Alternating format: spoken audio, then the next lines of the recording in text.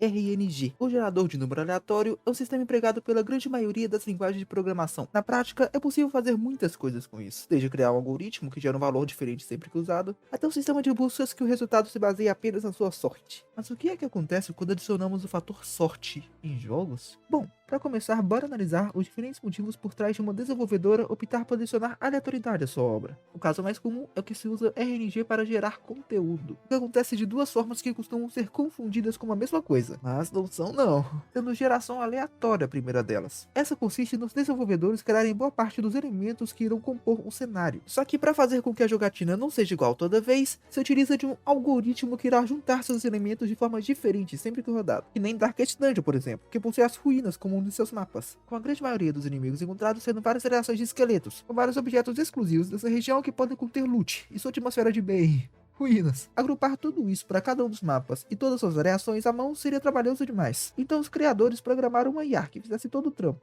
Agora, a geração procedural, por outro lado, é bem mais aleatória. Nessa, o próprio jogo é que monta todos os elementos que vão aparecer, seguindo as regras que os programadores informam. Esse tipo é usado quando não precisa ou não dá para criar pedaço por pedaço do que vai fazer parte da obra, que nem Minecraft, onde seu código apenas tem as instruções para gerar diferentes biomas e quais as características gerais de cada um. Mas todo o processo de geração, posicionamento e variedade do mundo, de suas estruturas e entidades é feito pelo próprio sistema. Mas se essas gerações aleatórias facilitam tanto em criar conteúdo e jogabilidade para o seu jogo, quais seriam os casos em que você não quer usar nenhum deles? Mais importante está no que se refere a jogos lineares, que nem The Last of Us, que tem a história e ordem de seus acontecimentos como elemento mais importante. Geração aleatória ou procedural não tem aplicação nisso. Além de títulos em que o posicionamento de cada região do mapa é importante de alguma forma, que nem em Hollow Knight, já que todas as regiões têm um motivo por trás de serem como estão e estarem onde estão. Ou em jogos onde o mapa deve se manter sempre o mesmo para que seus jogadores possam explorar suas possibilidades e limitações da forma mais eficiente possível, e nem na arena padrão de League of Legends. Se algum jogo que se enquadra nessas categorias não aplicar de forma majestosa alguma dessas gerações, o resultado não tende a agradar os jogadores. E isso infelizmente aconteceu com o We Happy Few, que antes do lançamento apresentou um mundo onde todos estavam sempre felizes, graças ao efeito da droga conhecida como Joy, com potencial de desenvolver uma crítica social foda sobre a segregação e manipulação da mídia. Mas todo esse potencial foi perdido quando, ao invés de contar uma história com um mundo feito à mão em que você poderia vivê-las, a desenvolvedora optou por um mundo gerado de forma procedural, onde 80% do tempo é só mais um jogo de sobrevivência, onde você anda pelo mapa, mata NPCs, pega loot, e nos outros 20% passa pelo bom conteúdo de verdade, que são as missões da história principal e interação entre os personagens. Mesmo que o jogo final não seja ruim, essa abordagem não agradou a crítica no geral, e rendendo uma média de 62% no Metacritic, uma nota bem abaixo do esperado de uma obra tão hypada. De qualquer forma, seguindo em frente com o tema, temos jogos que usam RNG para equilibrar as chances de vitória entre os jogadores. Isso é bem comum em jogos muito casuais e para família, onde se espera ter pessoas de diferentes idades e nível de habilidade competindo entre si, inclusive existindo jogos que serão mais generosos no RNG de quem está na desvantagem, que nem em Mario Kart, onde os jogadores nas últimas posições conseguirão itens nas caixinhas bem mais poderosos do que aqueles nas primeiras. E é justamente essa aleatoriedade que faz com que em uma partida de Mario Party, por exemplo, todos os jogadores tenham chance de saírem vitoriosos, uma vez que não importa o quanto você planeje suas jogadas, se os dados não forem generosos contigo, não vai dar certo. Diferente de League of Legends, por exemplo, onde o time mais habilidoso e que mais explora os erros dos rivais tende a sair vitoriosos. Mas esse tipo de RNG também é aplicado em jogos não tão casuais, com os Battle Royale sendo líderes nisso, onde ao invés de escolher antes da partida quais armas você pretende levar para o combate, tu é jogado no mapa sem nada, e deve encontrar os itens gerados aleatoriamente por aí. Mas no final de tudo, por que as desenvolvedoras fazem dessa forma?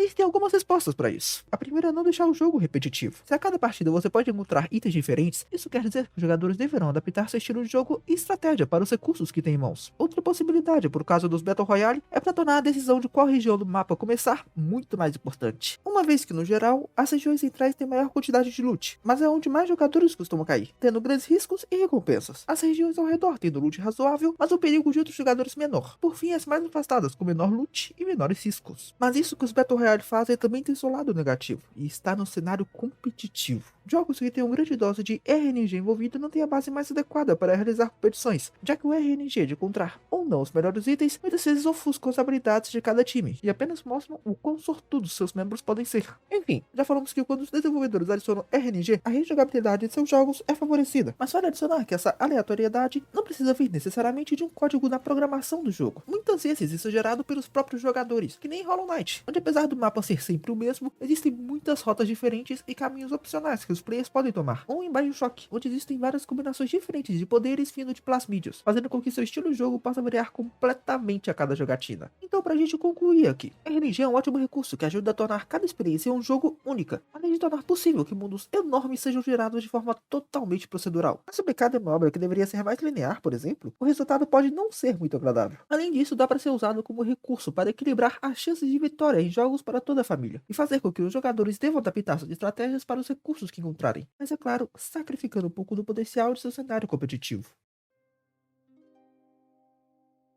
E com isso finalizamos por hoje. E já que estamos no clima de RNG, tira na moeda para ver se tu deixa o like e dá uma olhada nesse vídeo que o algoritmo do YouTube escolheu exclusivamente para você. No mais é isso, até a próxima.